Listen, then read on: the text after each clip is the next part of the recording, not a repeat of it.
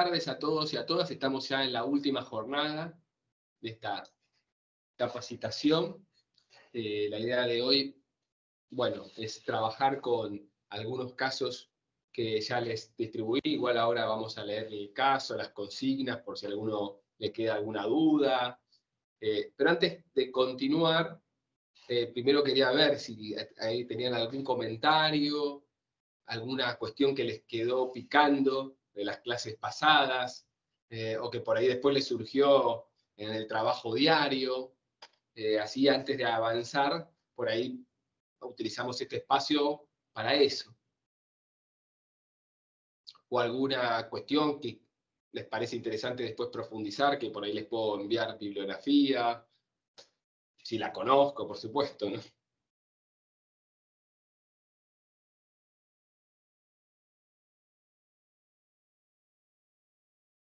Sí, Florencia. Hola, buenas tardes. Me tenía que activar el micrófono. ¿Qué tal, Diego? ¿Cómo estás? A mí me quedó picando. Vos hablaste de alguna referencia de la Corte Interamericana al tema de juicio por jurados. Sí. Y planteaste una cosa que para mí es interesante y difícil de resolver, que es el tema de la tensión entre lo que es la formación y la obligatoriedad que tenemos los agentes estatales de aplicar toda la normativa de perspectiva de género, con esta cuestión de los juicios por jurados en temas que involucran la perspectiva de género. Sin desmerecer el juicio por jurados, no, entiendo que es un instituto constitucional, pero ¿cómo compatibilizar esas dos cosas? Vos hablaste, yo no sé si no anoté el fallo en donde la Corte habla del juicio por jurados. Me parece que no lo anoté. BRP. BRP. BRP, BPC. Ok. Contra Nicaragua. Ok, gracias. En ese caso, a diferencia de Guzmán Albarracín, Angulo de Lozada, Rosendo Cantú, en este caso las víctimas prefirieron el anonimato y no están sus nombres. O por ejemplo, en el caso de María y Mariano, un caso reciente de la Argentina, un caso que tiene que ver con un embarazo adolescente y la niña adolescente quiere recuperar a su hijo, se usaron los nombres María y Mariano, pero no responden a la realidad, ni siquiera para que vean ahí la Corte Suprema cómo protegió la identidad de la adolescente y del niño, el pequeño niño, ni siquiera se dice la provincia en donde ocurrió eso. Después, bueno, uno se entera la provincia, pero en el fallo no aparece referencias a los tribunales intervinientes, se habla genéricamente el juzgado, la Cámara, pero a veces la Corte Interamericana preserva la identidad. En este caso, por eso por ahí es difícil de recordar el fallo porque usa estas siglas que no es lo más amigable. Yo siempre igual, como práctica, siempre recomendaba que si uno quisiera difundir los fallos, en vez de usar siglas, se utilicen nombres ficticios, aclarándose que los nombres son ficticios, porque después si no es muy difícil a veces seguir el fallo. Yo justamente igual el fallo que le distribuí tiene siglas, es de mi tribunal, pero para mí es mucho mejor sería, por supuesto, desde una agencia de jurisprudencia con más tiempo, empezar a reemplazar los nombres con nombres ficticios, aclarando que son nombres ficticios. Pero bueno, eso ya lleva como más tarea de elaboración, porque hay que tener mucho cuidado cuando uno reemplaza de elegir un nombre radicalmente diferente y mantenerlo y no confundirse, que no es fácil. Pero para mí una secretaría de jurisprudencia debería hacer eso. Y ese es un problema, ¿no? En su momento lo hemos conversado con personal de la Corte Suprema, personal de la base de datos, ya estaba a cargo de Claudia Romano, ella ya se jubiló desde el año pasado, pero el tema de la difusión de la jurisprudencia en materia de minoril en general, niños y niñas víctimas y niños y niñas imputados, es más difícil porque como está la idea de la reserva, después es más difícil acceder a esa información. Pero es un tema a corregir, porque si no accedemos no podemos tampoco mejorar nuestras prácticas. Y lo mismo pasa en psicología, ¿no? Lo he conversado con profesionales, porque como también es todo tan reservado, tampoco trabajan hasta que un profesional realice una cámara Gesell, la hace cuando le toca su primera intervención, pero por ahí no tiene la posibilidad de ver otras cámaras Gesell, de ver cómo se lleva adelante, porque como se quiere la máxima reserva, y creo que esto a veces hay que compatibilizarlo. Yo cuando era profesor de la práctica profesional, yo planteaba, bueno, uno quiere la reserva, pero también tiene que formar profesionales con la especialidad. Si no, está bien, por esa idea de mayor reserva, no estamos permitiendo que un futuro profesional participe de un acto en que intervenga un niño, una niña, o una víctima en términos generales, y que ese acto, bueno, pueda participar para seguir formando y no tener que intervenir, la primera vez que intervenir casi desde cero, porque no tiene experiencia. Es una tensión difícil el tema de la reserva, la intimidad, ¿no? Pero versus la especialidad ahí sería. Son tensiones que hay que tratar de utilizar, como pasa con jurados, ¿no?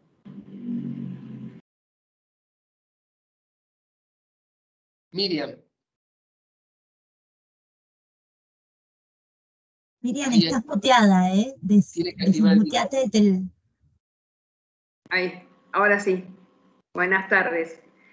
No, lo que me quedó, bueno, yo no estoy en el ámbito penal, ¿no? Estoy más en familia, justicia de paz. Por ahí se complica un poco más que nada. El tema del el consentimiento. O sea, porque hablamos el otro día, si no entendí mal, que el consentimiento después se podía cambiar. O sea, ¿cómo según la Corte Interamericana, es claro, reversible. Exacto. Introduce esta frase. No ha detallado demasiado qué se entiende por reversible, en el sentido, si es reversible en el marco de una relación, en donde uno aceptó mantener relaciones sexuales y en ese momento revierte la decisión en un momento, y eso no implica que haya tenido relaciones sexuales, quiere mantenerlas ahora, o si es reversible, que parecería lo más literal de ese párrafo de la Corte, si es reversible en el acto. Si uno puede aceptar prácticas sexuales y en un momento la mujer o el hombre, ¿no? Estamos hablando porque sí. Esto obviamente en la mayoría de los casos afecta a las mujeres, pero eventualmente podría ser, ¿no? Género masculino, ¿no? Dice, no, yo no quiero más, y en ese momento hay que interrumpir la práctica, a ese sentido la reversibilidad. Lo dice así la Corte, en ese caso que es Angulo de Lozada, que es un caso, Angulo de Lozada, donde no es una relación sexual en un ámbito de una pareja, un noviazgo, sino es una situación asimétrica en el ámbito intrafamiliar. Entonces, claro, ni siquiera, digo, la víctima ahí nunca dio su consentimiento, porque estaba en un ámbito donde fue coaccionada por esa dinámica familiar en donde era una persona que estaba a cargo de ella. Era un primo mayor, en el caso de la víctima, y entonces ejercía un rol de autoridad. Entonces, ahí no podemos hablar, generalmente esta idea de la reversibilidad, de que sea reversible este consentimiento, se discute mucho los abusos sexuales en matrimonio, noviazgos, parejas, ¿no? En ese tipo de casos, ¿no? O relaciones espontáneas que pueden darse, en ese tipo de casos se discute este tema de la reversibilidad. Pero la Corte Interamericana, cuando analizó la violación, se introdujo como concepto fundamental el consentimiento, y al definir el consentimiento exige estos requisitos. Vamos a ver qué ocurre, ¿no? Si en algún momento la Corte Interamericana se pronuncia en casos de matrimonio, parejas, noviazgos, o cómo lo interpreta también nuestra jurisprudencia, donde ya ha habido casos de condenas en ese marco, ¿no? De relaciones de pareja, ¿no? Bien, gracias.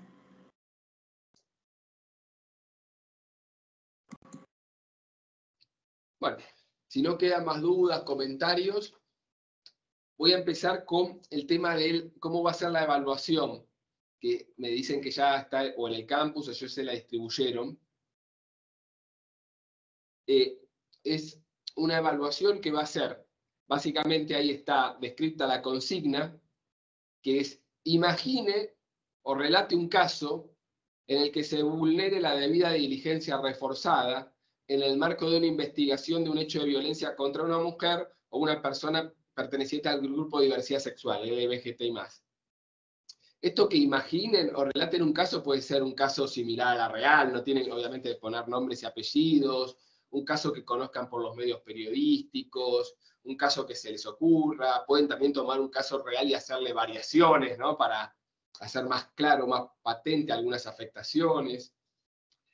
Cuando hablo de violencia, teniendo en cuenta la colega, ¿no? El juzgado de paz, no necesariamente tenemos que hablar de violencia penal, o que sería en el sentido de un delito penal, podría ser violencia en el ámbito laboral, en el ámbito familiar, que no llegue a estar constitutiva, o que se pueda discutir la tipicidad penal de esa conducta, o en el ámbito laboral nos ha tocado, en algunas otras oportunidades en el curso han planteado casos en ese sentido de acoso laboral, en donde también tiene que haber una debida investigación, más allá que estemos por fuera del campo penal, ¿no? Así que en ese sentido es amplio para el fuero que ustedes pertenezcan, que tengan más conocimiento, que se sientan más cómodos al momento de relatar el caso. Y ahí tienen que desarrollar la fundamentación jurídica teniendo en cuenta las normas internacionales y la jurisprudencia de la Corte, lo que conversamos en el curso, es decir, bueno, hay un hecho de violencia, cómo se desarrolla la investigación y qué arbitrariedades, abusos ha cometido el Estado en donde se ha apartado de este marco, ¿no? Imaginemos casos, no sé, que obligan a cariar a una mujer víctima con el agresor en el juicio, para poner un ejemplo. La víctima dice que le obligaron a practicar la felatio in ore y le obligan a hacer contra su voluntad un examen físico en la cavidad anal y vaginal, que no se corresponde con lo relatado. Cuestiones que a ustedes les parezcan, tienen que describir el hecho y después la actuación del Estado. Y cómo debería resolverse, es decir, ustedes pueden decir, no, no tiene que aceptarse el careo, en todo caso el juez valorará la prueba, ¿no? Y la declaración de la víctima y la declaración del imputado. Y bueno, después resolverá quién le cree y hasta qué punto le cree a cada uno. No tiene que hacerse el examen físico, en este caso bastará, bueno, para acreditar a ver si hay elementos suficientes de acuerdo al relato de la víctima, otros indicadores, ¿no? Para acreditar la felatio in ore. Pero ¿de qué va a servir hacer un examen físico si no va a tener ningún hallazgo? La extensión máxima estimada son 2 carillas. Puede ser de una carilla.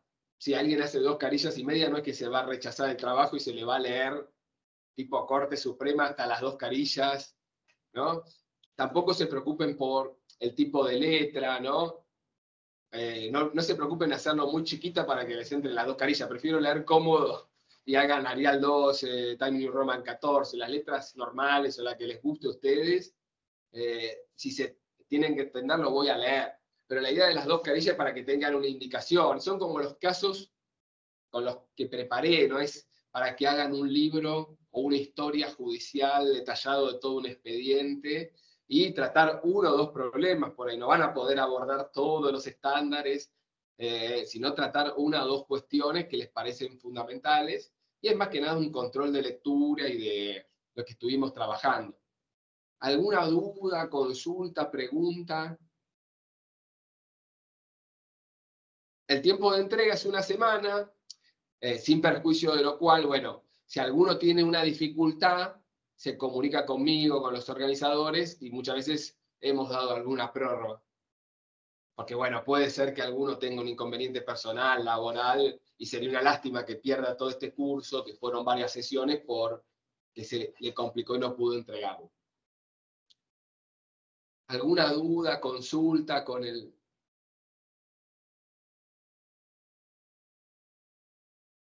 Me parece mejor evaluarlo así, porque así ustedes desarrollan algunas ideas, pueden traer problemáticas distintas, que por ahí todavía la Corte Interamericana no se haya pronunciado, ¿no? Y pensar cómo deberían resolverse teniendo en cuenta lo que ya ha dicho, ¿no? Eso. Pero me parece más interesante así que hacer un multiple choice, que a veces tiene cierta arbitrariedad cuando uno define las consignas y puede dar lugar a debates en algunos términos. Así que me parece una mejor forma de evaluación. ¿Alguna duda, consulta, pregunta? Sí, perdón, una pregunta. porque la primera clase yo no pude estar porque tenía un problema de salud. ¿Habrá alguna posibilidad de poner la clase? Está. El PowerPoint yo lo voy a distribuir hoy o mañana, ya se lo mando a los organizadores, que ahí pueden seguir los principales conceptos. Y después tengo entendido que se grabaron las clases. Así que pregúntenle, por ahí ya las subieron o las van a subir. Yo no di mi conformidad para que se graben las clases, así que no hay inconveniente al respecto de que puedan, con la clase grabada, participar. Perfecto, gracias. De hecho, me consultó por otro estudiante que se había confundido, pensaba que era sincrónico y se había perdido la primera clase y no hay inconveniente. Sí, ese es el tema. Yo a mí me pasó lo mismo. Quedé tranquila pensando que iba a ser asincrónico y bueno. No, bueno, no hay inconveniente. Gracias. ¿Alguna otra duda, consulta, pregunta, comentario sobre la evaluación? Bueno, vamos a avanzar con los casos, que de paso les va a servir un poco para diseñar el tipo de caso que pueden traer. Este por ahí tiene mucho más problemas porque es un poco más largo que lo planteado, y no está la resolución, sino que está nada más descrito los hechos de violencia, la intervención del Estado, y faltaría la forma que va a resolver, que la idea es un poco discutirla en clase, así que es como una ejercitación que les va a servir en la misma evaluación. Vamos a comenzar con el caso que se llama caso Estefanía. Estefanía vivió desde los 5 a los 20 años con su madre, Celeste, y su pareja Raúl, en un barrio del conurbano bonaerense. Su madre trabajaba varias horas del día en un restaurante, mientras que Raúl ejercía de diseñador gráfico en su casa, encargándose de las tareas domésticas y del cuidado de la niña cuando regresaba del colegio.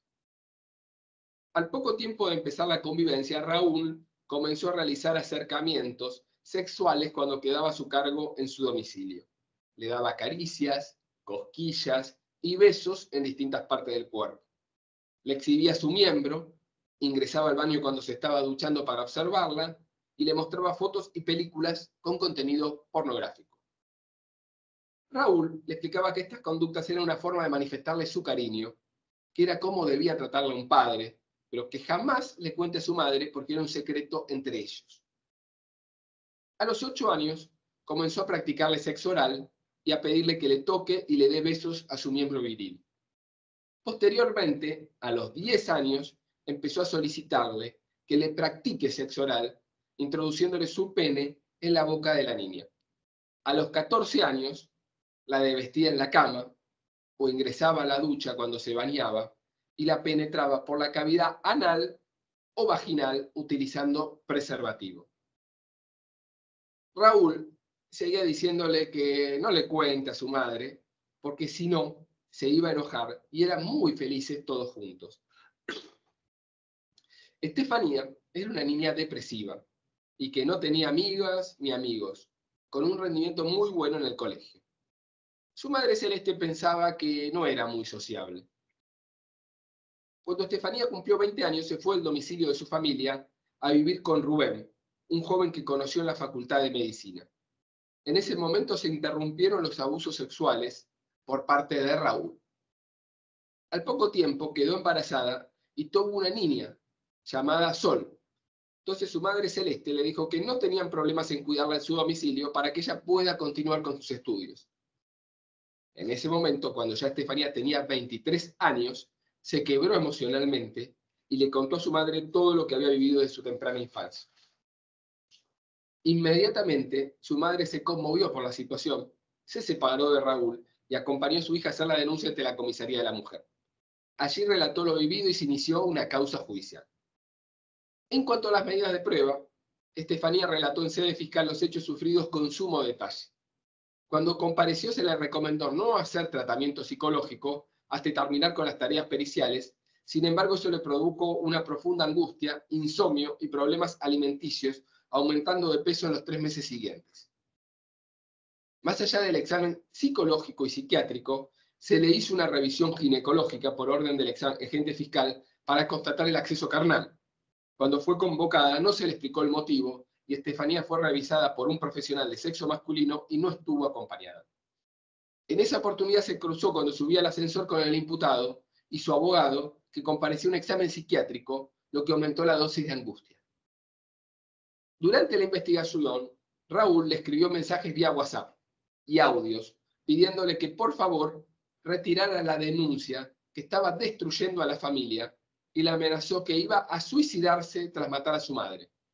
Frente a ello, se ordenó, a pedido del agente fiscal, la prohibición de acercamiento y de contacto, pero los mensajes intimidatorios continuaron sin adoptarse medidas al respecto. Raúl, cuando fue convocado a declarar, reconoció que mantuvo relaciones sexuales con Estefanía, pero que comenzaron cuando ella tenía 16 años de edad. Expresó que los actos fueron consentidos, nunca ejerció violencia y amenazas, y que lo mantuvieron en secreto para no afectar su relación con Celeste. En relación con los acercamientos previos, dijo que nunca tuvieron connotación sexual, ya que fueron cosquillas o caricias en la panza o en el cuello, como meras manifestaciones del cariño familiar. La causa judicial fue elevada a juicio por los delitos de abuso sexual agravado por el acceso carnal en reiteradas oportunidades, que a su vez concursan en forma ideal con la figura de corrupción de menores. Se consideró que estaban prescriptos los hechos ocurridos antes de octubre del 2011. El imputado renunció al juicio por jurados. Durante el debate oral, se convocó a Estefanía, que en los pasillos del tribunal volvió a cruzarse con el imputado, lo que aumentó la carga de angustia. Cuando Estefanía quiso contar lo que había detallado en sede fiscal, el presidente del tribunal le dijo que comience a partir de los 11 años, porque los hechos anteriores estaban prescriptos. Si bien se aceptó que no haya confrontación, el tribunal, ante contradicciones entre el relato de la víctima y el imputado, hizo lugar a un careo a través del sistema de videoconferencia. El tribunal condenó a Raúl a la pena de 12 años de prisión. Estos son los hechos de violencia que sufrió Estefanía, relatados, un caso que, caso de libro de abuso sexual intrafamiliar, ¿no? Es muy frecuente que se den estas circunstancias, la de violación tardía, muchas veces para proteger a otro miembro familiar, ¿no? Como que la víctima, esto es la psicología, no me quiero exceder, pero cuando he ido a otras capacitaciones, como que la víctima asume como un rol de protector de otro, pero a su vez se había sacrificado ella por mantener, ¿no? Lo que ella pensaba que era la armonía familiar, ¿no? Este acercamiento del abusador a la niña en ese momento a través de juegos, caricias, esta idea del secreto, que está muchas veces, ¿no? Desde un rol de autoridad, piensen que generalmente, en este caso estaba al cuidado, la niña estaba más tiempo con Raúl, ¿no? Que con Celeste. Son elementos muy típicos de las situaciones de abuso sexual, en donde generalmente el abuso sexual infantil es progresivo, va comenzando de conductas de que comienzan con un acercamiento, lo que sería un abuso sexual simple, hasta ir con conductas de mayor gravedad, ¿no? Pasando con un abuso sexual gravemente ultrajante y después un agravado por el acceso carnal, y que muchas veces no hay demasiados indicadores en el ámbito educativo, no se detectan, no se ven niños, lo que se denomina muchos con el fenómeno de disociación, ¿no?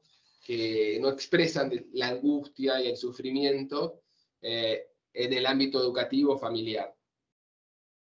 Y por el otro lado, después se van detallando en una investigación que uno puede decir que como resultado se llegó al juicio y a la condena, pero que eso es lo que quiero también remarcar. A veces no nos tenemos que quedar solo con el resultado del juicio, que a veces por ahí puede ser un resultado positivo, también va a ser positivo para la víctima una condena, sino cómo se llevó adelante también el juicio, ¿no? En materia de tiempos, en materia de trato, en materia de lo menor revictimización posible, ¿no? Y darle el mejor acceso a la justicia a la víctima sin perjuicio de respetar, por supuesto, todas las garantías que tiene que tener el imputado.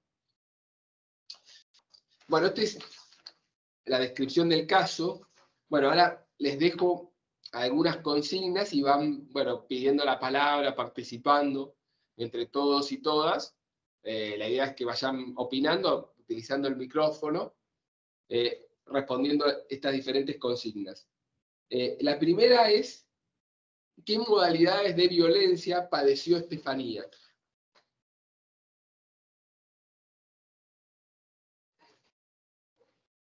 Perdón, ¿podrá repetir? Sí, ahí, a ver, había levantado la mano Mariana García. Hola, ¿se me escucha? Hola, Doc, hola a todos, ¿se escucha? Sí, la ¿Sí? escucho perfecto. ¿Sí? Sí. Bueno, es medio burdo el caso de Estefanía, es como que hay toda la diligencia reforzada en los casos de violencia sexual es un desastre, o sea, por decirlo de alguna manera, Doc. Sí, bueno, uno trata para hacer un ejemplo. Sí, ya sé, para poder sí, discutir muchos temas. Ya lo sé, pero recién cuando lo leía como que está todo, no falta nada, uno piensa así. Bueno, modalidades de violencia que padeció Estefanía, las voy diciendo según lo que usted leyó y me voy acordando, no es que debería haber tomado nota. No, después igual van complementando el resto también, la idea es esa. Bueno, para mí, violencia institucional en una manera porque a la pobre víctima la revictimizaron en una palabra. Practicar un examen médico cuando ya surge el relato que usted hizo, que ya había estado, o sea, que primero que los hechos fueron con anterioridad y después que fue mamá, tuvo un embarazo, independientemente si fue por cesárea o por parto natural, es obvio que el examen médico ginecológico para mí no tenía sentido, Doc, en este caso, para mí. Ya solo, o sea, independientemente que son delitos difíciles de probar, ya el relato es la prueba fundamental más allá de todo lo que todo lo que se pueda recolectar de manera, digamos, independiente, ¿no? De lo que fuera el relato de la víctima. Eso, bueno, en principio es lo primero como que vi rápido como para aportar y poder responder, ¿no? Después irán surgiendo otras cosas o me puedo ir acordando de otras cosas, pero bueno, nada, eso, en principio. No, está muy bien. Ahora vamos, a medida que vayan participando. Otra cosa, Doc, lo que usted dijo, el tema de el careo, me pareció totalmente innecesario, ¿sí? Ahí, bueno, nada. No sé si hay un tema de consentimiento informado o no al momento del examen médico, no me acuerdo cuando usted lo leyó. Evitar cruces con el imputado, todos los cruces posibles, antes de la declaración testimonial y la instrucción, antes del debate. Me parece que con las medidas, me parece también que con las medidas que calculo que no sé si la Fiscalía se la habrá pedido al juzgado o no, no lo sé, pero se quedaron cortos ay Dios, no me salen las palabras, con las medidas cautelares dictadas, hiper cortos, porque no solo es prohibición de acercamiento y contacto, para mí el contacto es por cualquier medio, por cualquier vía, o sea, mensajes de texto, mensajes de WhatsApp, redes sociales, ahí también un poco... nada, me parece que necesitaban reforzar un poquitito más en todos los que son las medidas cautelares que se podrían haber dictado para poder cuidar a esa víctima, ¿no? Bueno, no sé, no quiero hablar más porque ya está, listo. Bueno, ¿quién seguía? Acá el que había levantado la mano. ¿Qué tal? No se escucha. ¿Se escucha? ¿Hola? Hola, sí. Roberto. Sí. ¿Cómo va, Diego? ¿Todo bien? Todo bien, todo bien. Saludo a todos y especialmente a la doctora García, que la conozco, una gran colega.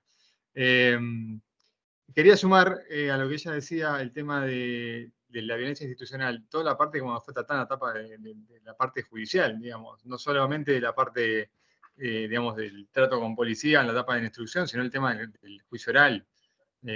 Esto del careo, por más que haya sido con videocámara, creo que dice el caso, digamos, no estaban juntos, pero la están obligando a enfrentarse con el victimario. Está en esto en contra de la regla de Santiago, claramente.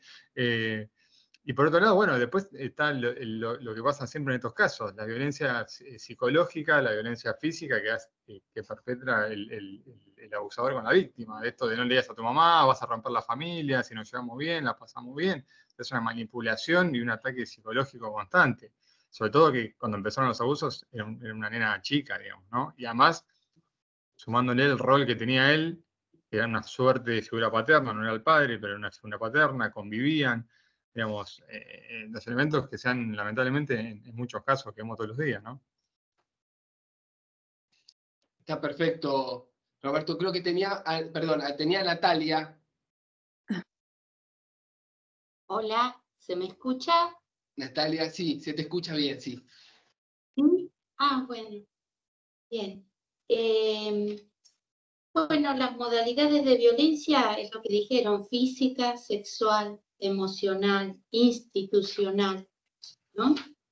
Y me llamó la atención en un momento en donde no se garantizó la seguridad de la víctima, porque se cruzó varias veces en el pasillo con Raúl, esto de que fue revictimizada en varias oportunidades a través de los cruces que tuvo con el imputado, lo que aumenta el daño emocional o el daño moral.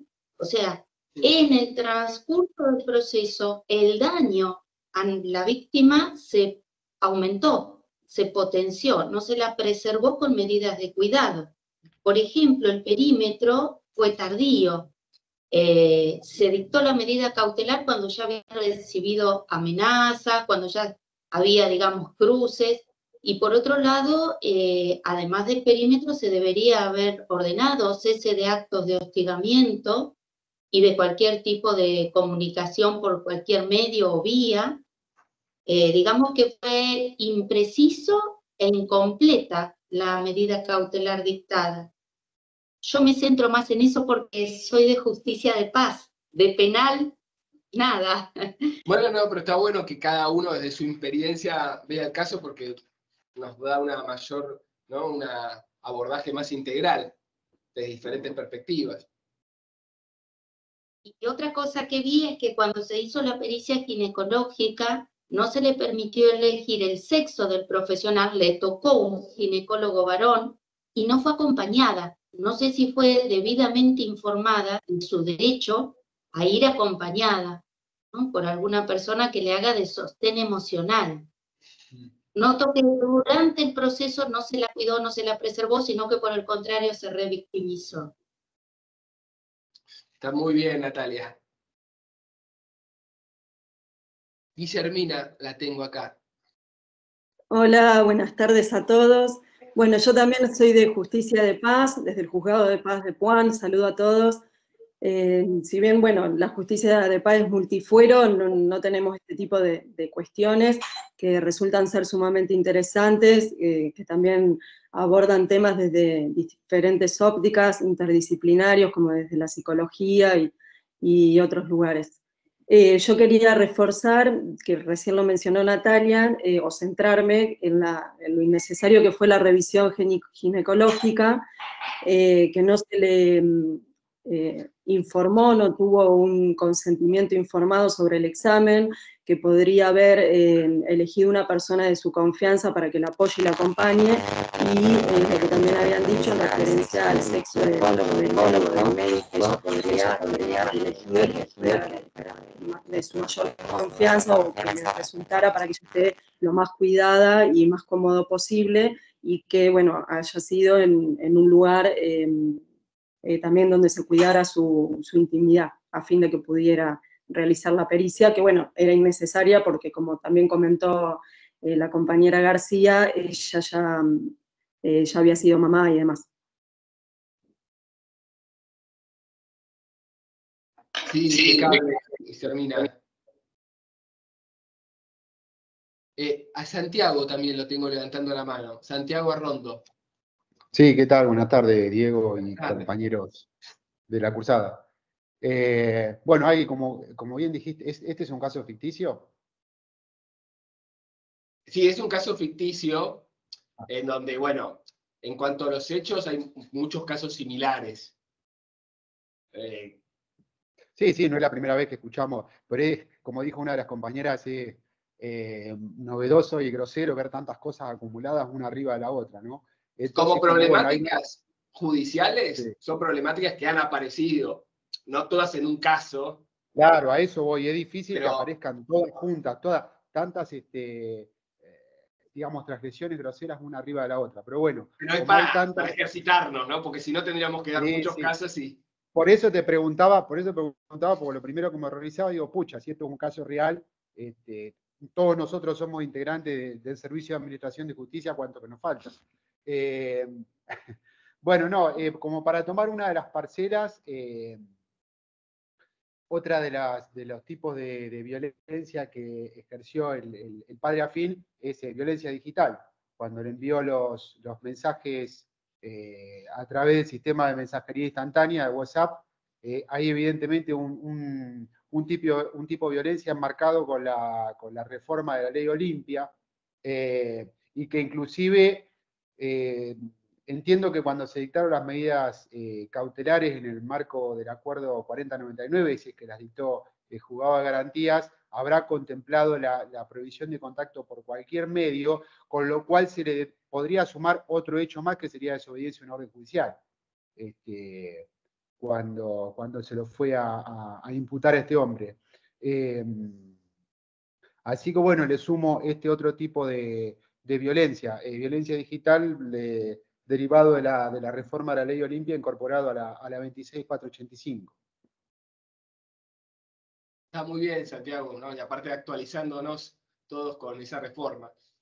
¿Florencia? Sí, yo no voy a abundar en lo que ya estoy de acuerdo con todo lo que han dicho los colegas y las colegas. Quiero decirle a las colegas del Juzgado de Paz que, a pesar de que ustedes tienen esos reparos, los que estamos del lado penal agradecemos las intervenciones, porque ustedes han dicho cosas que a mí, por ejemplo, no las había en la cabeza, no las tenía en la lista, de cosas que se habían hecho mal, y me pareció muy interesante lo que aportaron.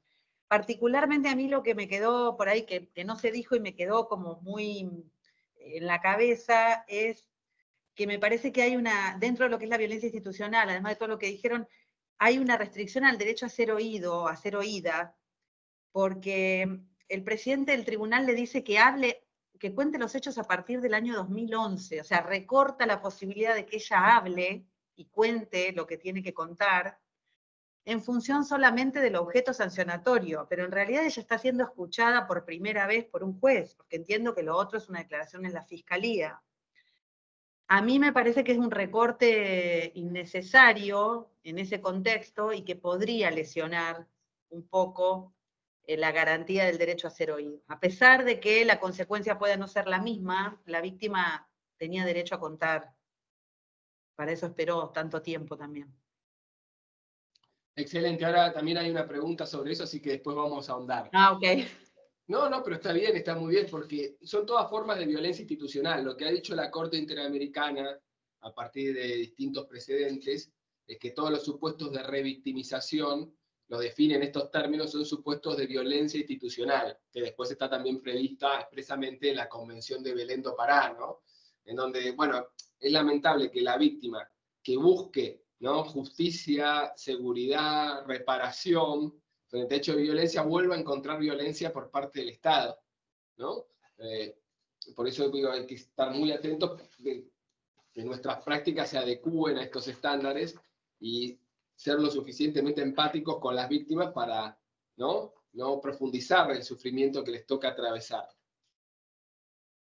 Me pareció muy interesante lo que señalaban de la violencia psicológica también, más allá de la violencia sexual, pero en muchos casos la violencia sexual, los traumas que genera, las consecuencias, no son tanto físicas en cuanto a lesiones, sino que son psíquicas y que requieren un tratamiento que a veces, ¿no?, son durante varios años y tiene idas y vueltas, ¿no? Yo, como les dije, cuando yo me encargaba de la representación de víctimas, muchas veces las víctimas tuvieron un tratamiento de 3 o 4 años y al momento del juicio, ¿no?, necesitan un nuevo tratamiento, por ahí también un nuevo abordaje al momento de la etapa recursiva, ¿no? Es todo el sobrellevar, esto tiene sus consecuencias psicológicas que también tienen que ser sopesadas, ¿no?, al momento de evaluar, ¿no?, la magnitud del daño de los hechos causados, ¿no?, que muchos de estos daños son más visibles por ahí.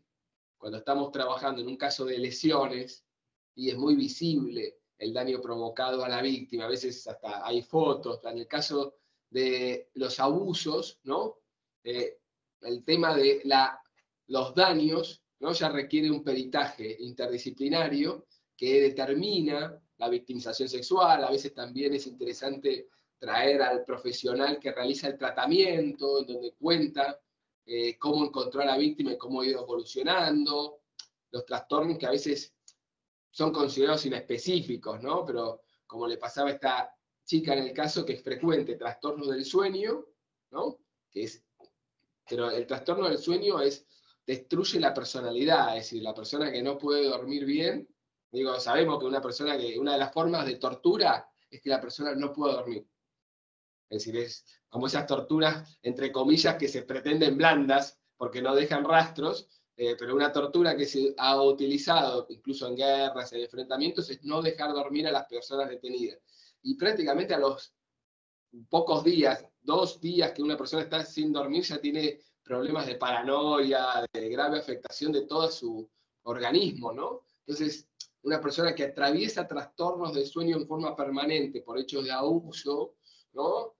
Tenemos que estar muy atentos a la cuestión y vemos las consecuencias. También los trastornos alimenticios son muy frecuentes también en materia de abuso, anorexia, bulimia, ¿no? Son supuestos que también se ven presentes y que pueden tener diferentes causas, pero una de las causas tiene que ver con la situación de abuso, ¿no? Y después todos los trastornos vinculados a la sociabilidad, ¿no? Que muchas veces están presentes, de que acá vemos que Estefanía por supuesto, era muy retraída porque justamente tenía este miedo a relacionarse, porque ella sentía que el exterior la agredía, en este caso su padre. Entonces, sí se ven situaciones de mucho aislamiento en las víctimas de abuso, que está también reforzado por la persona que comete el abuso, que también procura aislar para que permanezca la estructura del secreto, ¿no?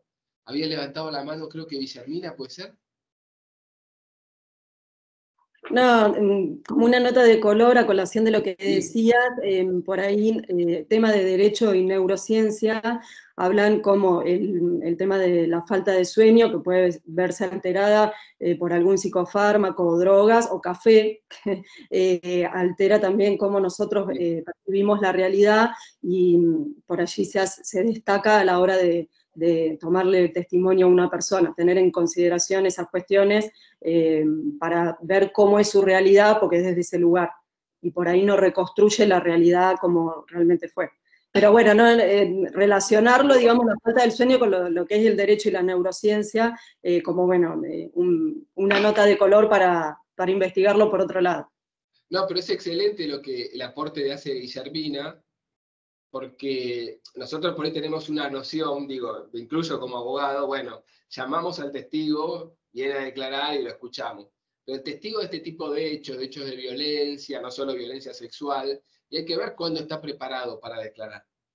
Porque a veces, digo, con la intención de respetar nuestros horarios, nuestra agenda de juicios o de causas, o incluso a veces con el mejor tino, ¿no? Con la mejor intención de actuar con celeridad, pero hay que ver si está preparada en condiciones en ese momento de declarar. Acá justamente uno de los temas que se presentan en el caso es que le dicen que el adolescente no reciba tratamiento psicológico hasta que se aborde todas las etapas en el proceso. Ahora lo vamos a conversar, pero es fundamental verificar si la víctima está en condiciones de declarar.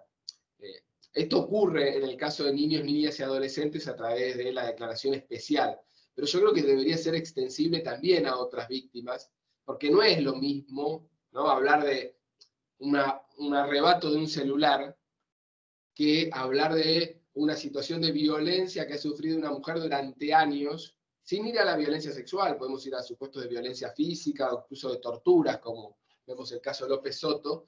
Hay que ver cuándo está preparada esa mujer para hacer ese relato, ¿no? Entonces, que esté sostenida psicológicamente. Por eso me parece fundamental que la víctima desde el primer momento cuente con la asistencia de una dirección adecuada, especializada, en el ámbito de la justicia nacional, en las DOVIC, que acompañan a la víctima, y en todo caso, el personal de la DOVIC podría hacer una presentación y decir, bueno, paremos la mano un poco, esperemos 1 semana, 2 semanas con esta causa, que la víctima la sostenemos un poco, le damos más seguridad, por ahí recién salió del hogar, vemos que efectivamente se cumplan todas las prohibiciones de acercamiento, contacto, y ahí escuchemos a la víctima. Y ahí nos tenemos que salir por ahí de los moldes más rígidos. Pero por eso me parece fundamental siempre los servicios de acompañamiento de la víctima. Acá hay que como que distinguir la actuación interdisciplinaria en tres, ¿no?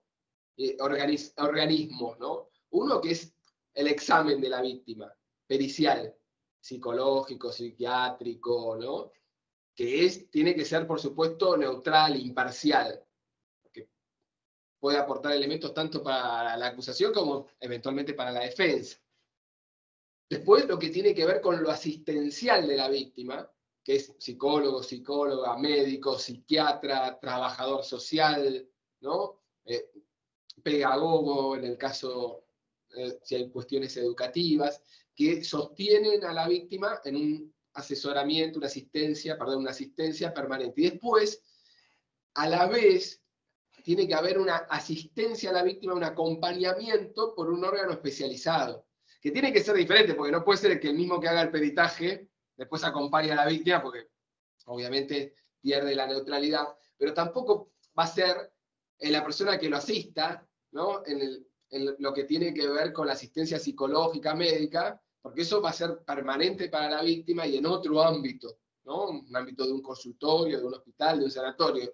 Acá estamos hablando de equipos diseñados para acompañar a la víctima en los diferentes actos, explicarle, eventualmente, como les digo, hacer presentaciones ante el tribunal, porque por ahí muy posiblemente muchas de las víctimas no tienen la posibilidad de acceder a un abogado, no tienen los recursos, o por ahí tampoco tienen la fortaleza anímica que implica ser querellante, ¿no?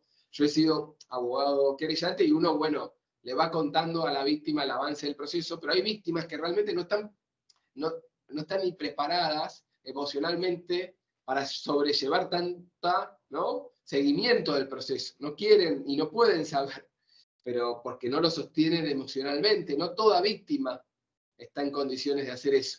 Como hay muchas víctimas que les cuesta mucho tiempo develar, bueno, puede ser que se encuentren con víctimas que no puedan colaborar, pero no porque no quieran, sino que no pueden emocionalmente, quieren el resultado, quieren el juicio y la condena, pero emocionalmente no lo pueden sostener, ¿no? Porque implica un fuerte compromiso. Entonces, es necesario todos estos equipos que sostengan a la víctima, que por ahí puedan hacer una presentación ante el tribunal, a veces con estas sugerencias, ¿no? Bueno, si hay que hacer un examen físico, que el examen físico lo haga un profesional de tal género, ¿no? Porque tienen una mayor cercanía con la víctima y permiten de alguna manera un mejor acceso a la justicia y que sufran en menor medida la revictimización. Santiago, levantaste la mano. Sí, quería sumar dos Sí. cosas que estaba pensando recién. La primera de ellas, que evidentemente este caso de llegar por las vías recursivas a la Convención Interamericana generaría eventualmente responsabilidad internacional del Estado. Sí, sí, Eso por por un lado. supuesto. Y por otro lado, además, la responsabilidad patrimonial. Es decir, si encontrar algún colega avisado, tranquilamente podría promover una demanda de daños y perjuicios bastante jugosa contra el Estado, ¿no? Por omisión de los deberes de diligencia reforzada. Sí, de hecho, bueno, los casos de la Corte Interamericana muchas veces salen con reparaciones patrimoniales hacia las víctimas en función de lo que no ha hecho el Estado. Eventualmente sí procedería una acción por daños y perjuicios porque hay una revictimización que tiene un daño emocional, un daño moral, ¿no? Algunos distinguen entre, yo no soy civilista, pero entre daño emocional, daño psicológico y daño moral. He estado también en actividad de capacitación y civilistas que se encargan de la violencia contra las mujeres, niños, niñas, dicen que se tienen que escindir ambos tipos de daños, más allá de, obviamente, otro tipo de daños que haya podido sufrir, daños económicos, ¿no? Que pueda haber sufrido también la víctima. Sí, por supuesto, Santiago. El caso Sí, daría lugar a planteo internacional. Se está empezando a ver cada vez más el reclamo de daños y perjuicios en el marco de las situaciones de violencia intrafamiliar. Se está empezando a ver cada vez más, está siendo como muy fomentado y sí, de hecho te genera, a ver, el daño moral se sabe que es un daño in re ipsa, es un daño que no requiere acreditación a diferencia del daño psicológico digamos, cuyo objeto es perseguir la reparación a través de un proceso de sanación, de una terapia psicológica prolongada en el tiempo, etc. Está haciendo, insisto, los daños patrimoniales derivados de las relaciones de familia están siendo cada vez más frecuentes. Los colegas están empezando a, como vos bien decías, hay muchos que están empezando a especializarse en el reclamo dentro de esta área, que es un área prácticamente desértica, es un área que no tiene gente que se dedique, pero de a poquito está empezando a verse cada vez más, ¿no? Y algo que también ha mencionado, que fue muy bueno los aportes en esto de las medidas cautelares, lamentablemente, digo, a veces diseñar una medida cautelar es lo más difícil, porque creo que esto haberlo comentado, ¿no?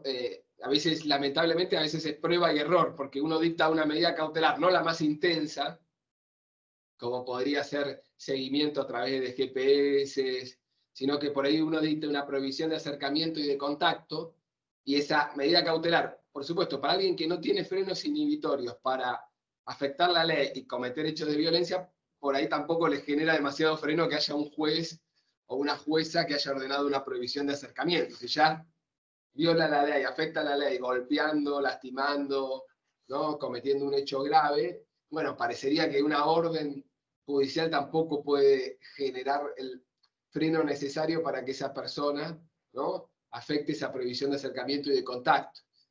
Y creo que acá también es un tema que debería profundizarse con equipos técnicos. La OBD viene trabajando el tema, se trabaja también en los equipos interdisciplinarios de familia, lo que tiene que ver con evaluación del riesgo. Y a partir de la evaluación del riesgo, de los factores de riesgo, determinar cuál medida es la más adecuada. De vuelta, es algo que por supuesto a mí me excede, pero a través de trabajadores sociales, psicólogos, profesionales con experiencia en hechos de violencia, que establezcan cuáles son, porque hay por supuesto, siempre va a haber riesgo, pero hay situaciones de mayor riesgo y situaciones de menor riesgo. Entonces, a partir de los riesgos, uno puede diseñar más adecuadamente con los recursos disponibles las medidas cautelares.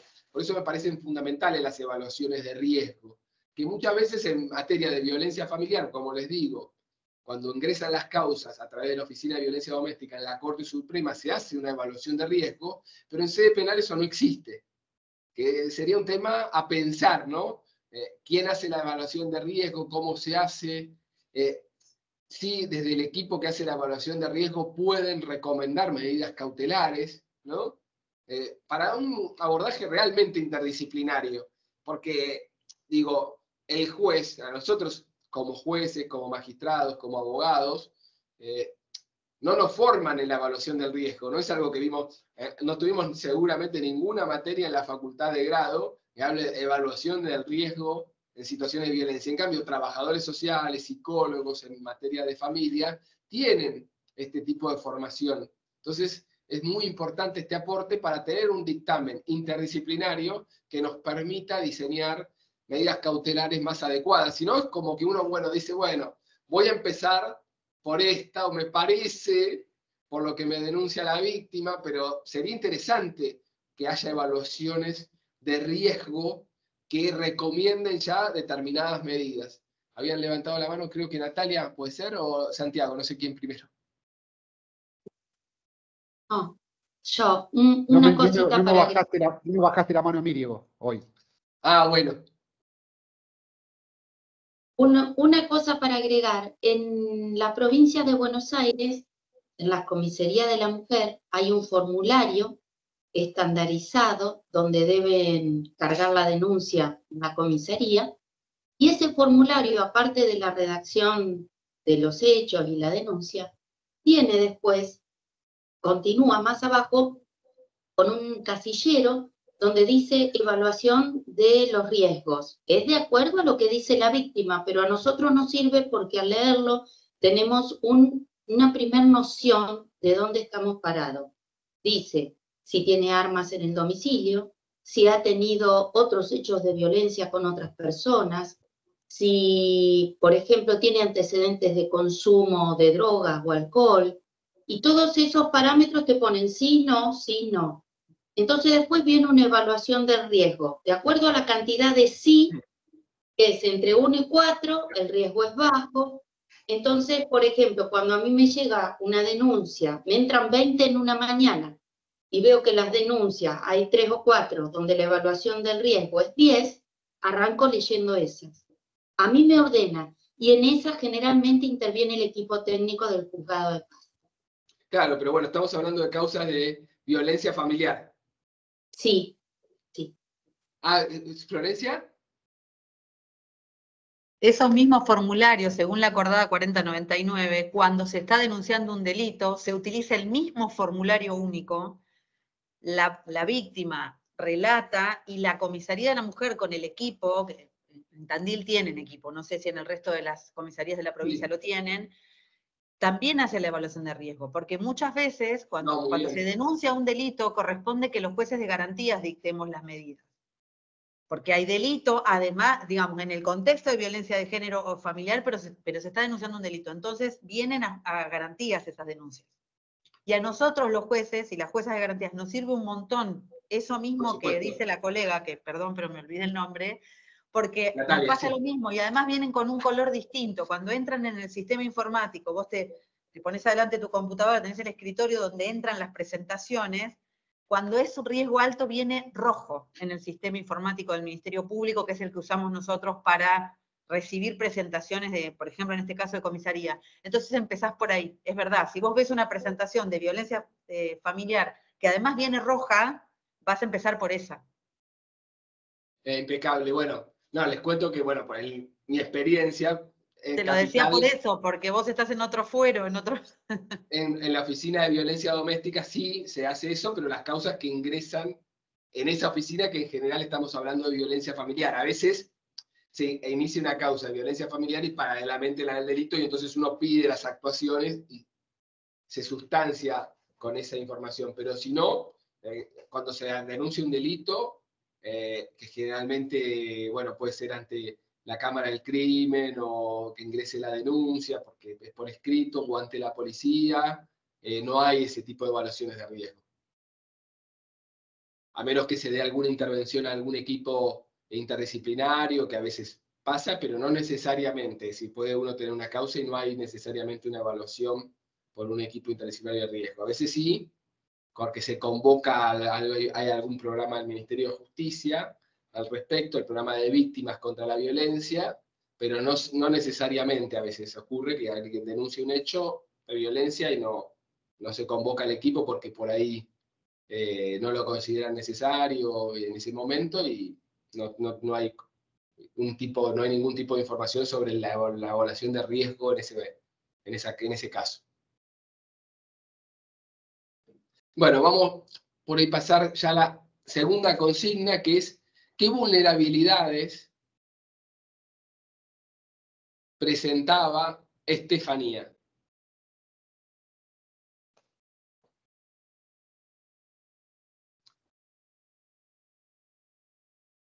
A ver, Florencia. Ahí estás muteada. Perdón. No, sí. La primera es la edad. Es una niña. O sea, la edad y la pertenencia al colectivo de mujeres. O sea, de ahí tiene una doble vulnerabilidad. Yo veo esas dos en términos así generales. Muy bien. Está muy bien. ¿Alguien ve alguna otra vulnerabilidad, otra situación?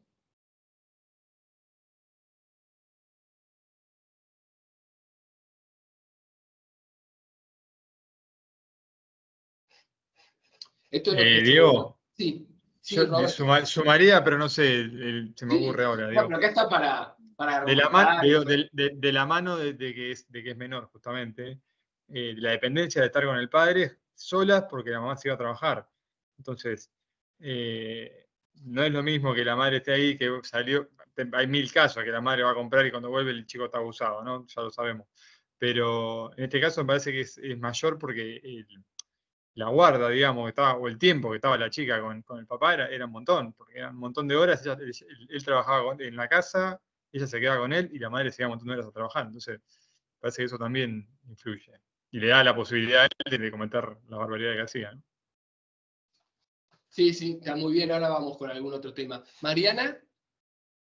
Doc, a colación de lo que dijo la doctora y lo que dijo Roberto, en cuanto a estas vulnerabilidades, entiendo que por, bueno, la redacción del caso es así, realmente no vi la prescripción, la edad y todo lo demás, pero en la calificación estas vulnerabilidades tendrían que, en la calificación legal, ¿no? Sí. Tendrían que haberse contemplado, porque está el tema agravadas por la guarda y agravada también por la convivencia preexistente. Sí. Esto veo que, o sea, que estas vulnerabilidades tal vez no contempladas afectaron la calificación legal, ¿no? Tendría que haber sido mucho más gravosa para el punto de vista, ¿no? Igual, Doc, realmente no vi 2011, si estaba o no ya los agravantes del 119 y todo lo demás contemplados o no, eso no lo estoy mirando con detenimiento, ¿no? Sí, no es la idea tampoco de hacer una discusión dogmática, porque la idea es que veamos más que nada el tema del abordaje de la víctima. Ok. Está muy bien. Esto es lo que se denomina interseccionalidad. Ya Sí. en su momento lo desarrolló también la doctora Mari Belov, que hablaba de las vulnerabilidades cruzadas, ¿no? De que no es lo mismo ser niña y mujer, ¿no? En el sentido de que ya se suman, ¿no? Primero se suman de vulnerabilidades, ¿no? Por pertenecer a un colectivo. Pero por el otro lado también uno tiene que tener en cuenta que se suman marcos normativos de protección especial, porque está todo el marco de protección especial de la infancia y todo el marco de protección especial de las mujeres. Es decir, al momento de resolver el caso, tenemos que adicionar. Está muy bien lo que dice Roberto, en el sentido de que también a veces hay que distinguir. ¿Es lo mismo una adolescente de 17 años y 11 meses que una niña de 5 años? Si bien merecen, por supuesto, el mismo marco de protección especial, porque la Convención de Derechos del Niño es para todas las personas menores de 18 años, pero hay una intensidad en la vulnerabilidad, porque la niña de 5 años incluso han merecido estándares específicos, que es lo que se conoce como primera infancia. Hay una observación general de protección de la primera infancia. Pero es interesante lo que señala Roberto, porque uno podría entender que también los estándares de protección especial son aún más especial, más intensos cuando estamos hablando de una niña de muy temprana edad y en esta situación de desprotección. Es decir, no es lo mismo una niña, ¿no? Y de vuelta se pueden cruzar otras vulnerabilidades, ¿no? No es lo mismo si fuera pobre, no es lo mismo que si estaría en situación de calle, no es lo mismo si fuera migrante, ¿no?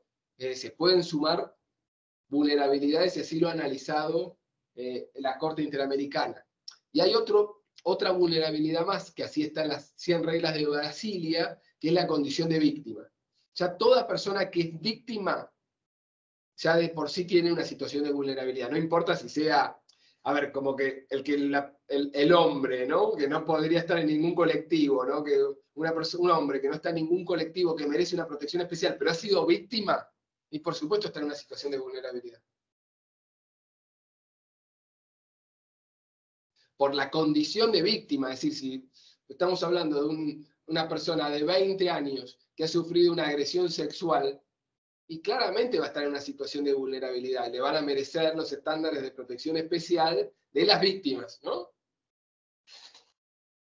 Pero por eso no tenemos que perder de vista también la condición de víctima, porque ya el acceso a la justicia de una persona víctima cambia todo, ¿no? No es lo mismo ser testigo de un caso, más allá que muchas veces las personas que son testigos son víctimas, lo que se conoce como victimización indirecta, ¿no?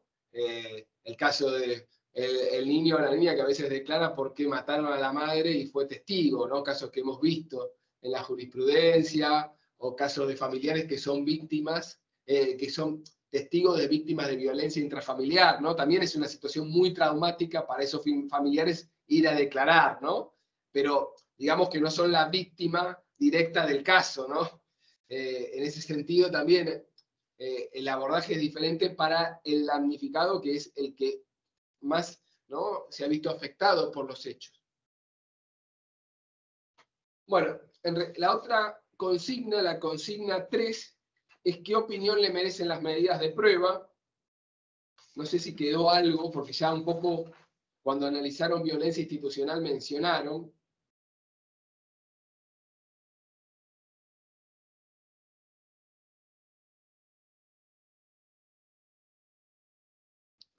No sé si quiere alguien decir algo sobre las medidas de prueba que no se haya dicho o que se le ocurra ahora.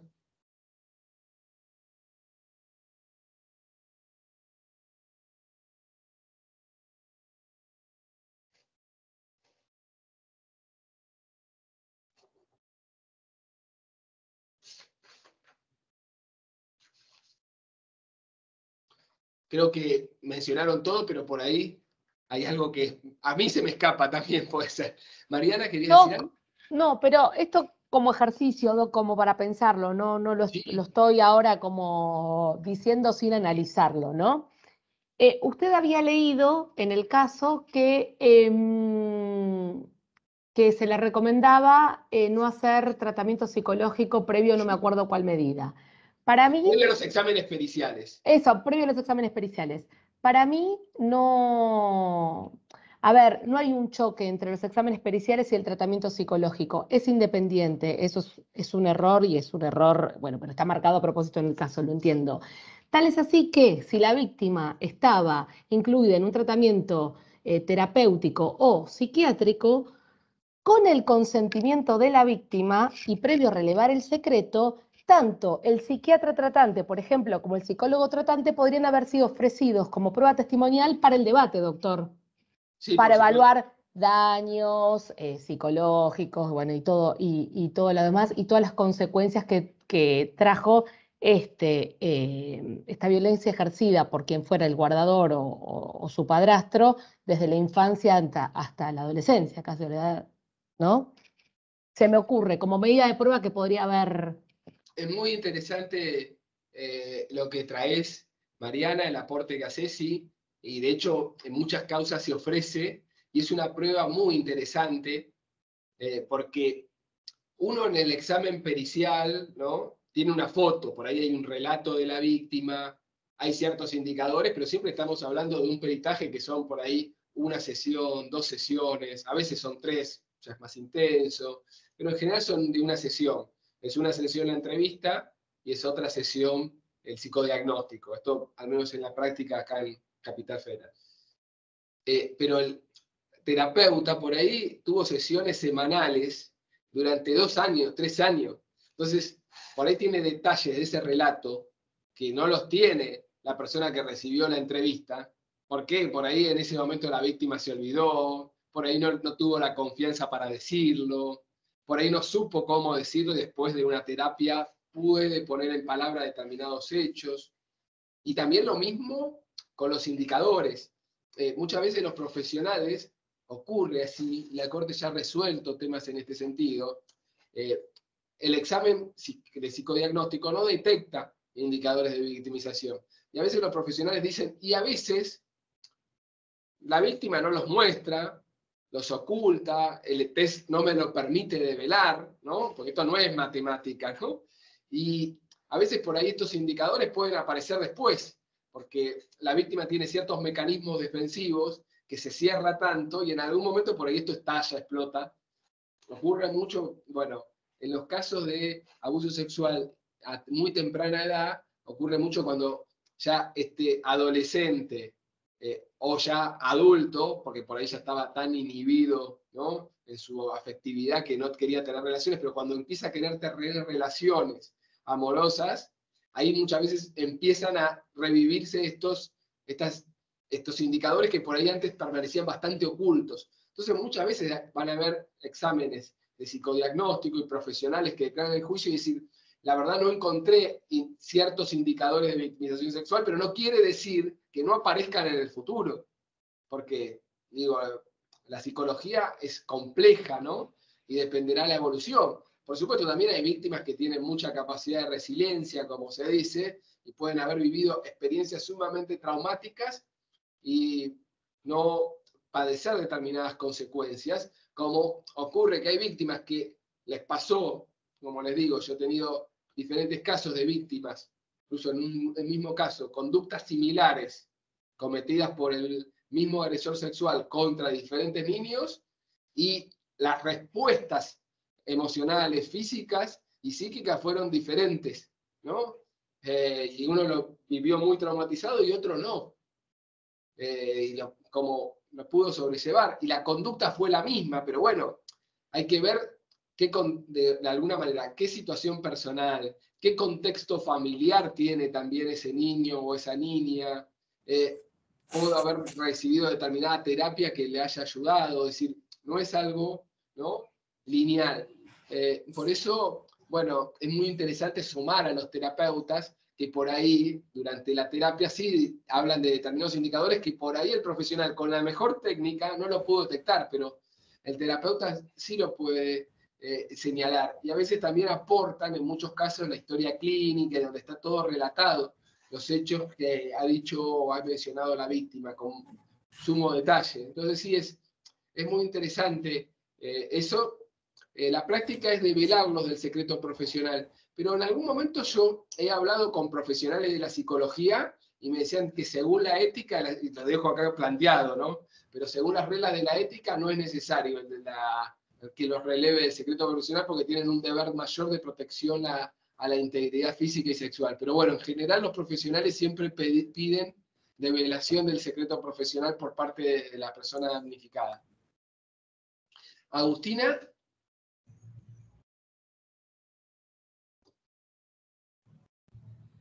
Hola, ¿me escuchan? Sí, sí. ¿Qué tal, doctor? No pongo la cámara porque tengo a mi hija dando vueltas que quiere saludar a todos y por eso me tengo que tener la cámara bloqueada. Pero bueno, quería aportar que, bueno, coincido con lo que dijo la compañera. Bueno, además también de lo que se estuvo charlando anteriormente sobre algunas cuestiones de prueba que, bueno, a mi entender, creo que la mayoría fueron totalmente innecesarios, como por ejemplo el careo por videoconferencia, que genera una revictimización aún mayor, sin contar todas las veces que la víctima tuvo que verse enfrentada nuevamente con su victimario. Bueno, la pericia ginecológica desde ya, que también ya se habló de eso, de que ni siquiera tuvo la posibilidad ella de elegir el sexo del profesional que sería quien le practique, ni el consentimiento de ella. Pero además de eso también quisiera aportar que como administrador de justicia a los jueces no me parecería acertado que, por ejemplo, al momento de la declaración de la víctima, la hayan acotado solamente a partir de que cuente solamente los relatos a partir de los 11 años de edad, que son los que cuentan porque los anteriores están todos prescriptos. Y me parece que, bueno, hoy, por lo menos en lo que es la provincia de Buenos Aires, tenemos una ley de víctimas que ampara que a la víctima se la tiene que escuchar en todo momento en el proceso.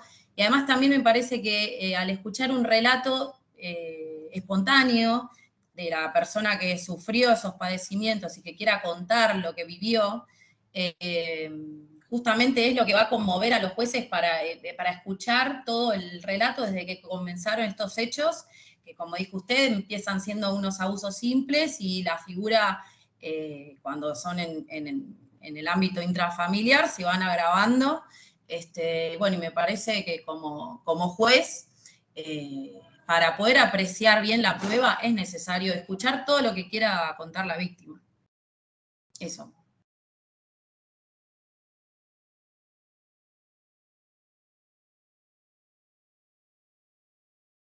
Ay, no escucho.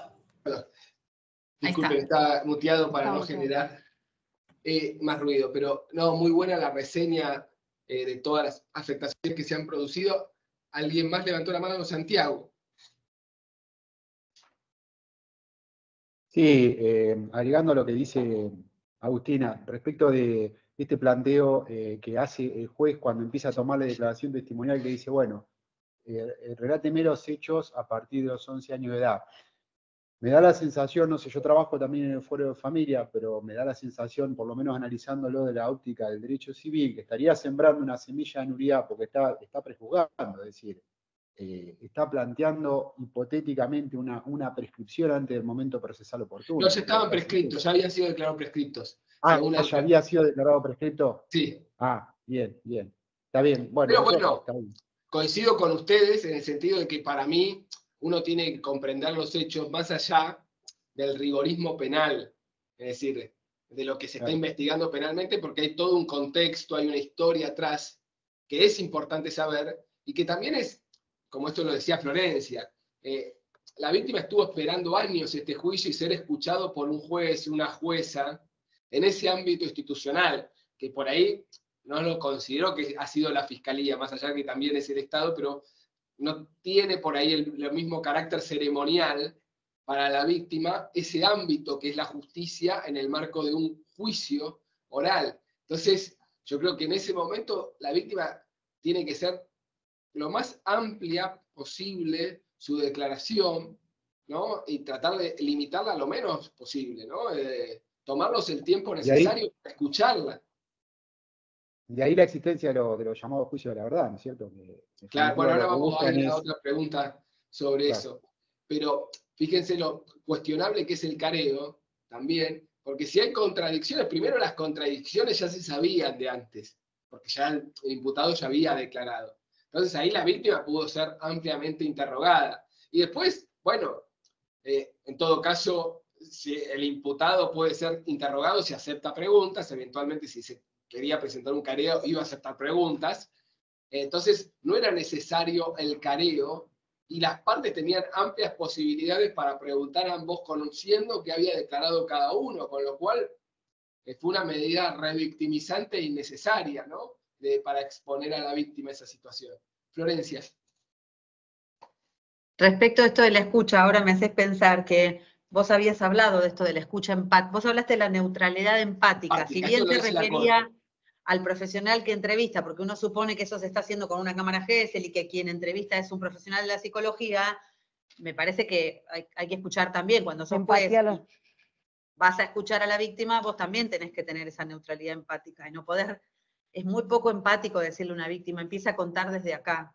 Sí, sí, no me si cuente lo anterior no le importara a nadie, digamos. Me parece, bueno. Y además, respecto a la amplitud probatoria, que también es una obligación del Estado, o sea, es un estándar que ya lo ha dicho la Corte, que la única solución para resolver una contradicción sea carear en lugar de buscar otras maneras de validar cada uno de los testimonios. En primer lugar, el imputado no es un testimonio, o sea que ya tenés ahí, bueno, no está sometido a decir verdad, no prestó juramento, está en otra estatus jurídico, ahí ya lo tenés que evaluar distinto. Pero además puede ser que prueba objetiva valide o no valide determinados tramos, digo, contextual la prueba, puede haber un montón de relatos orbitales al hecho que hagan que la declaración de la víctima sea más creíble o que tengas más elementos para pensar que el que está mintiendo es el imputado sin necesidad de enfrentarlos a los dos, además de lo que en general sabemos de los careos, que nunca te dan nada. Agustina.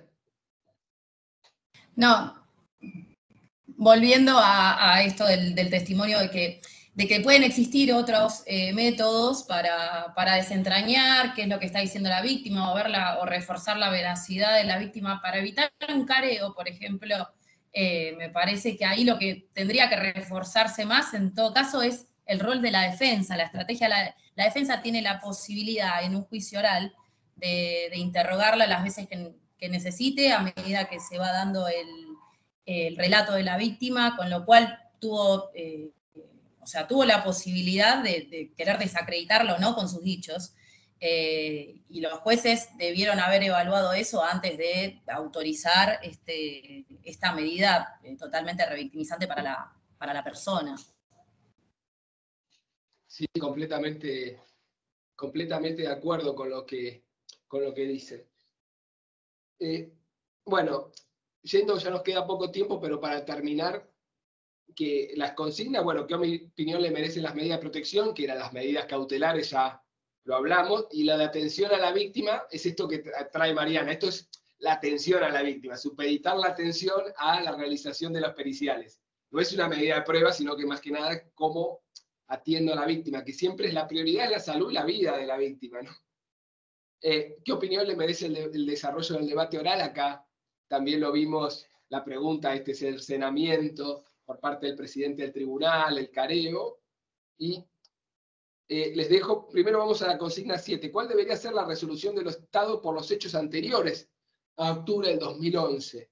Y acá, justamente, es este tema bastante controvertido, ya lo mencioné, ya hubo pronunciamientos en la Justicia Nacional, también vi en la provincial, de juicios por la verdad.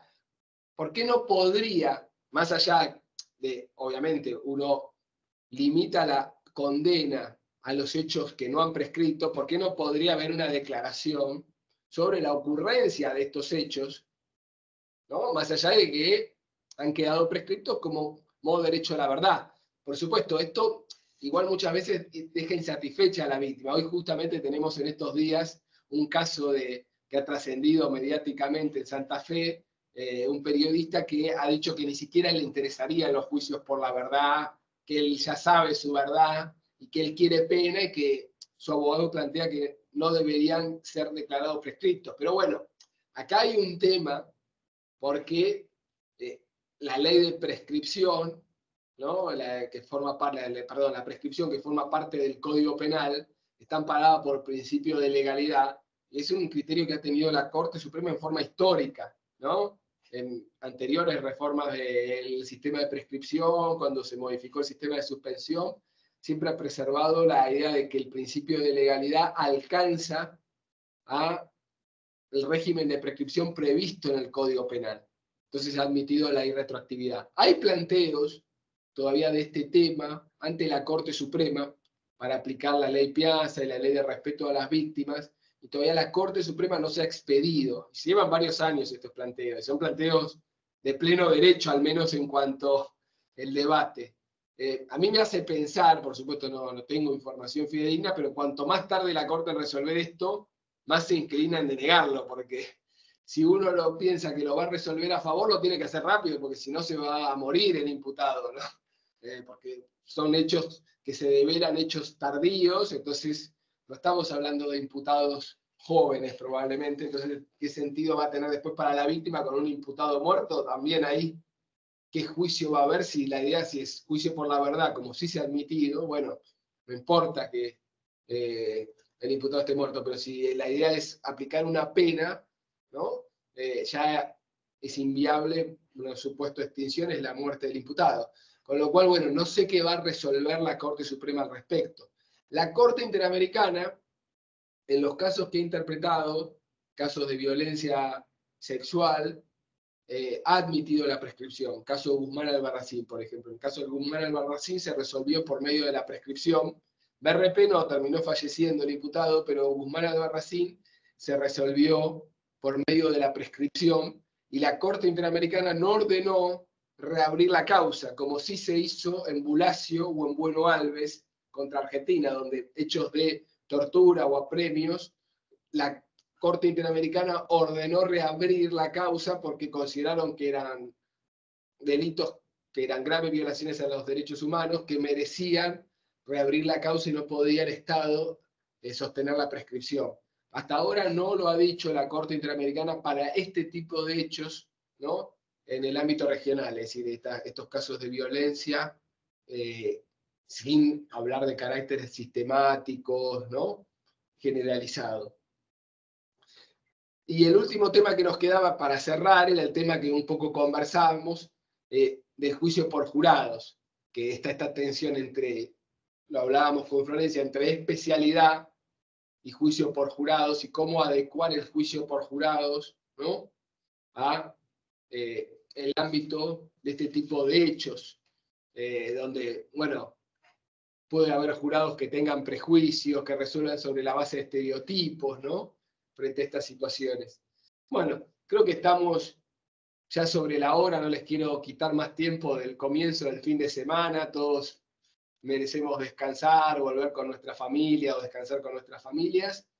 Creo que ha sido una jornada en donde he aprendido muchísimo de las prácticas, todos hemos conversado y participado, así que ha sido bastante provechosa y si tienen alguna duda o consulta estoy a disposición. Ya les dejé el correo electrónico, si no se los vuelvo a escribir. Si alguno necesita algún material adicional, me lo pide. Y bueno, les deseo la mayor éxito. Seguramente van a tener todos éxitos en la evaluación, no es muy compleja y no van a tener inconvenientes, dado la gran participación que han tenido en la clase de hoy. Así que bueno, si no queda ningún otro comentario, vamos a dar por concluida la clase y que tengan un buen fin de semana.